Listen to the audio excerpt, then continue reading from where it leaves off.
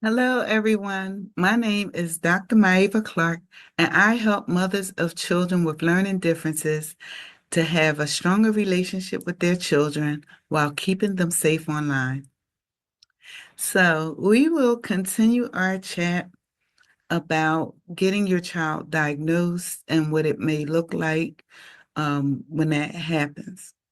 So, when Chris Sr. and I decided that we were going to have Chris Jr. tested to see if he had any developmental delays, we went to the Montgomery County Intermediate Unit. And when we got there, I remember walking through the doors, and it was like the fear of the unknown. It was like, it seemed like this hallway went forever. It was very well lit. Um, it just seemed like an eternal hallway. I didn't know what we were faced with. I didn't know what life was going to be for us. We didn't know anything. I just remember being grateful that Christine and I were doing it together because it was still hard. It was two of us, and it was still hard.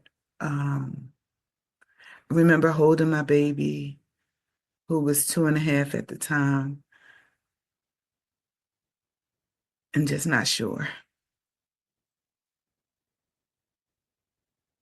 I wasn't sure.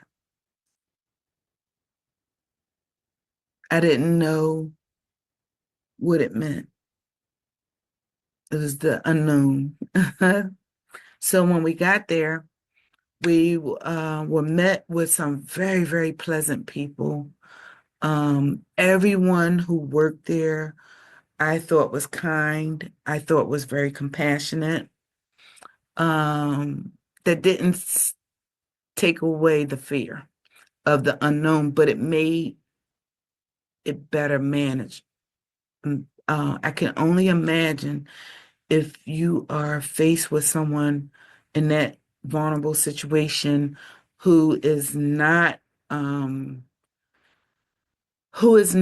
compassionate, who is not um, friendly, who is not um, kind. I can only imagine how challenging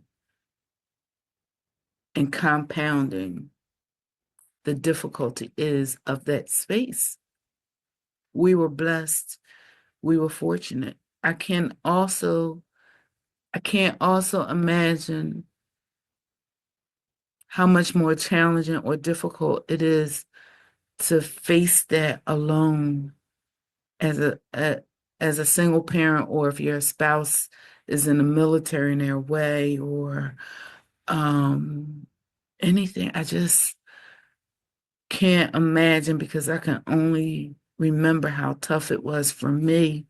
And I think my situation was better because I had Chris with me. My situation was better because I had God with me. I'm a faith-based person. I believe. I believe in Jesus Christ. Um, and it was still hard. I have those things and it was still hard. How does a person make it without Jesus or support, or I just don't know because I have both and it's still hard at times. It's harder. So anyway, we get in there. We are, we have Chris with us. We're talking to the people. They want to evaluate our son. What they did was they took him into another room, but it was a glass mirror, or I mean glass windows, so we could see him the whole time. He was never afraid. He was never upset. They were very engaging. They did everything. We were able to watch while he was in there, and they were working with him. Someone else was with us, asking us questions, um, telling us what was going on, what they were doing, reassuring us and everything. So they really made this situation as comfortable as possible. Um, it was still scary, but we were reassured. Um, they did calm, like while we're in the middle of this interview, we did calm down. I know I did. It looked like he did. I think we both relaxed some. And it was just the beginning. It was the beginning of a journey. And so we left there. We left there with Chris. We got the results a few weeks later. And yes, he was in need of therapy. He did have developmental delays. He needed speech therapy, which the speech pathologist was the person to help him learn how to speak. My son was very delayed with his speech. He started speaking words clearly probably after 3.5.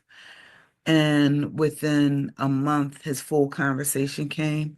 So he had receptive language, meaning that he was able to take in, he was able to understand and learn from everyone, but he had difficulty expressing his language. He wasn't able to express himself. And do you know that we took him to ears, nose, and throat doctor. We took him to all these specialists. We took him to all these doctors to see what was wrong. They couldn't find anything wrong with him. Do you know it was the speech language pathologist who found what was wrong and found the cause of his inability to speak? Do not run from therapy, guys. Do not run from therapy. These specialists are trained to see what is wrong. Sometimes they know more than doctors in their area of specialty. I am a respiratory therapist. Sometimes the respiratory therapist can suggest things to the doctors that they didn't think of because this is our area of specialty, right? The doctor makes the ultimate decision and call, but they do listen to us. They do take opinions and advice from us. So don't run from these people. Anyway, the speech language pathologist, otherwise called or known as a speech therapist, she was the one to discover that Chris had underdeveloped jaw muscles. It was his muscles that was causing him the inability to create and form words. When she discovered that, she started working with him with jaw exercises to strengthen his jaw. Who would have thought? The ENT, ear, nose, and throat doctor, did not discover that. The speech pathologist discovered that. She was able to work with my son. Matter of fact, it was so bad, we didn't know if he would ever be able to talk. Chris was learning sign language at 2.5 because we didn't know if he would be able to talk. The same speech therapist that was teaching him sign language was the one that discovered that he had weak jaw muscles. She was also the same one that was able to get him to start talking. And do you know, a bittersweet moment for me was the day I was in the kitchen, I was washing dishes, and Chris Jr. ran up to me. He was 3.5, corner 4. He ran up to me and he grabbed my legs and he hugged me. And he said, "Mommy, I'm happy." And I looked at him. I said, "You're happy? Why are you happy?"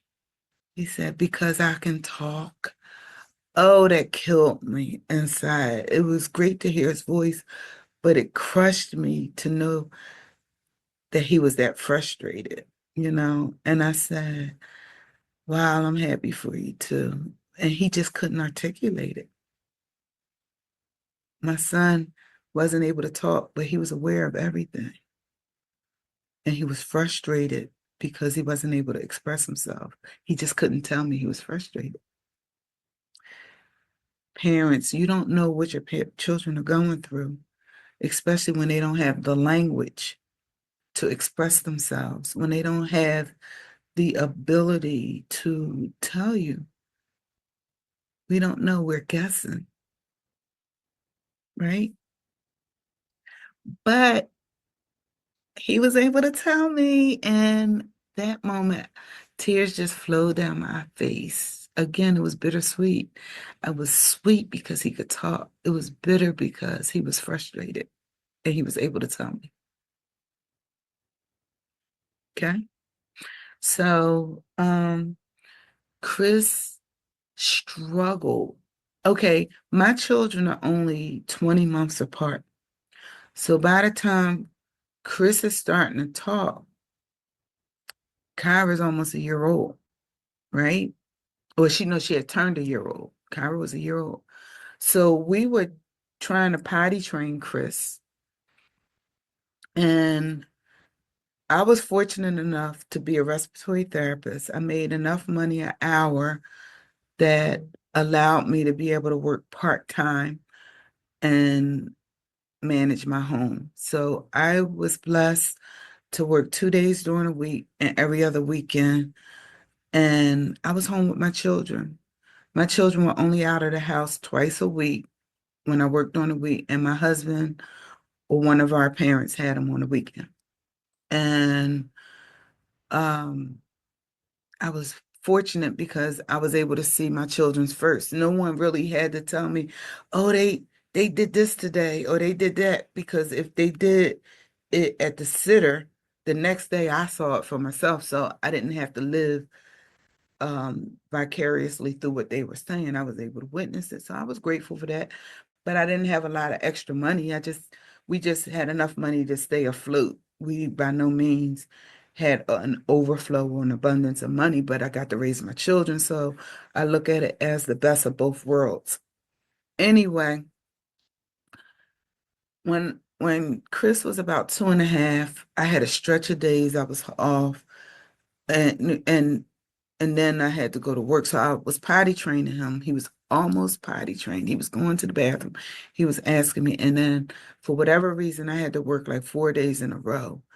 And the sitter that he was going to didn't work with him on potty training and undid everything that I had worked so hard for. So for me, the most difficult memory that I have for child rearing was potty training. I absolute hate that experience. And it wasn't potty training itself, it was the trauma of having someone undo everything that I worked so hard to do. And after that, it was like torture to get him to try to go to the bathroom. And I had to wait until he was ready. And my son was 3.5 when he got potty trained because of that experience. But now my daughter is here. That child potty trained herself at 12 months from watching her brother. I didn't work with her. I didn't try because I didn't want to go through that again. But she told me, oh, and Kyra, the difference between two kids, both biological parents, the same, just different children. And if you heard one of my earlier episodes, I said, get rid of your expectations because your children are different. And you have to learn to tailor your expectations in life based on your children and not make them fit what you perceive they should be, right? So Chris didn't start talking until he was 3.5. Kyra was speaking in complete sentences at 11 months. Kyra would say things like, I want juice. I want to get down. I want food. I mean, complete sentences. They were simple sentences. Nonetheless, they were complete with a subject, a noun, and a verb, right? So She potty trained herself. She saw me working with him and she asked to get on the toilet and she went to the bathroom. And the only time I had to give her a pull up was at night. And then it dawned on me, stop giving her anything to drink after a certain time, then she no longer needed to pull up at night. Children are different, right? So I remember Kyra was a little over a year, and she had one of those juice boxes where you put the straw in, and we always put the straw in for Chris because he had motor control issues where he just wasn't able, his either was his hand-eye coordination or his hand stability, for whatever reason he couldn't put the straw in. So we always did it for her. And then one day she just took the juice box, she took the straw out the wrapper and she just poked it in. And it's just like, God, life just isn't fair.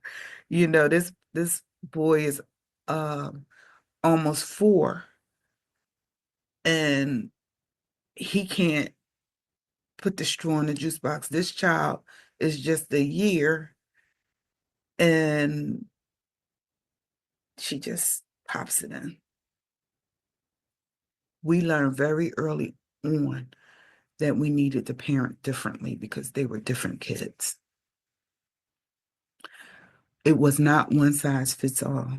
So Chris had to work with an occupational therapist to help strengthen his muscles in his hands, to help him with his coordination. He had to work with putting blocks in the shapes and different things. So, parents, if you see something's not right or your child is struggling and having difficulty, please get help.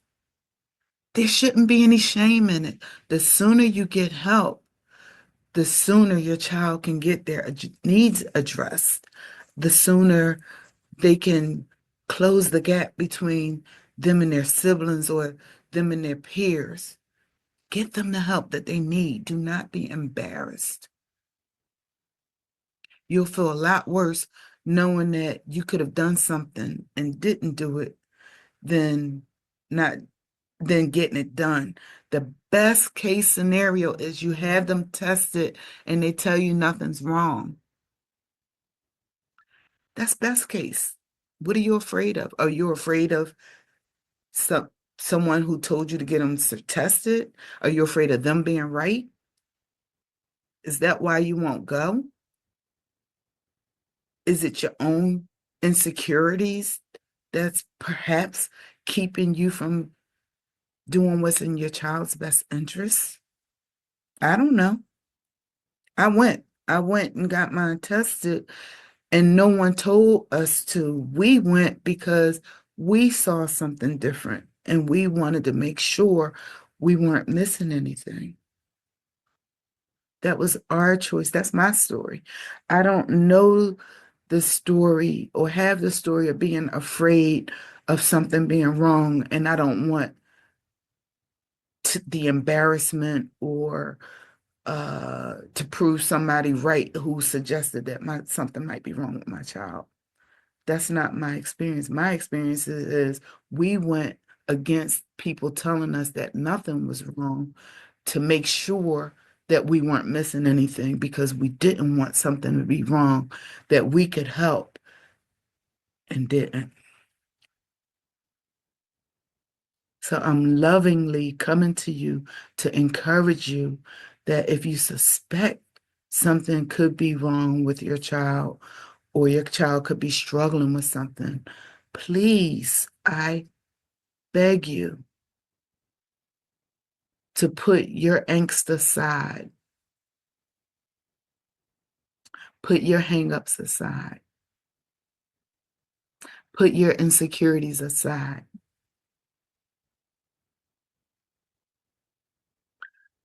and put your child first. Get your child tested.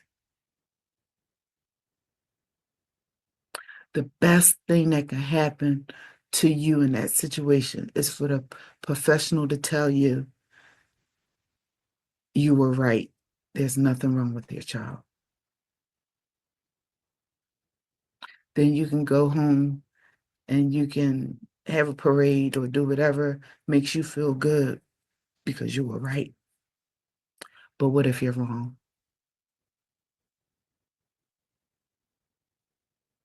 What if your child could benefit from services, but you deny them the help that they need because of your pride or your own insecurities?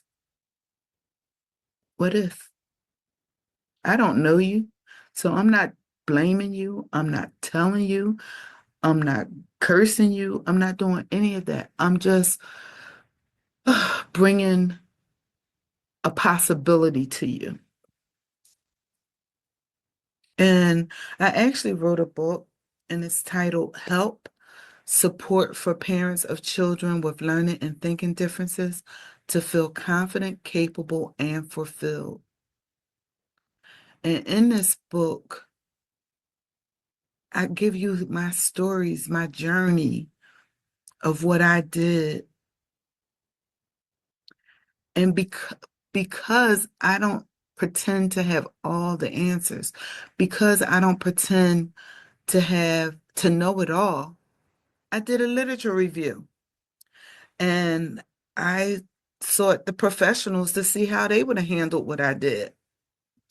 And in this book, I give you their answers and I give you the links to their articles and to their resources that I found that I got in there. And in the back of the book, there's a list of over 100 references in that book that I looked up to help you. I by no means am pretending that I know it all. I don't know it all. I'm not even coming to you from the perspective of a professional. I'm coming to you from the perspective of a parent who lived this. I went to the experts to get their opinions from the professionals, and I put it in my book. In this book, I also um, looked up, the words, the glossary, the words like if you are at an IEP meeting or if you have your child in special education, I looked up the terms. I put them in the book. In the back of the book, there's a glossary of all the terms that are spread throughout this book, right? So you can go in that book. My website's in that book. You can go on the website and print out the glossary for free. You can get these resources for free. Things that I spent time and looked up, you can go just print them out and go right to the source and read more.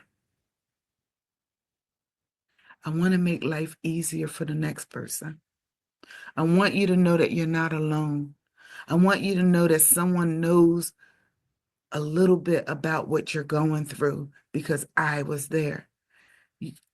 I didn't have anybody in my family that I could go to talk to. Everybody loved me, everybody cheered for me, everybody supported me, but I didn't have anybody to pull me along.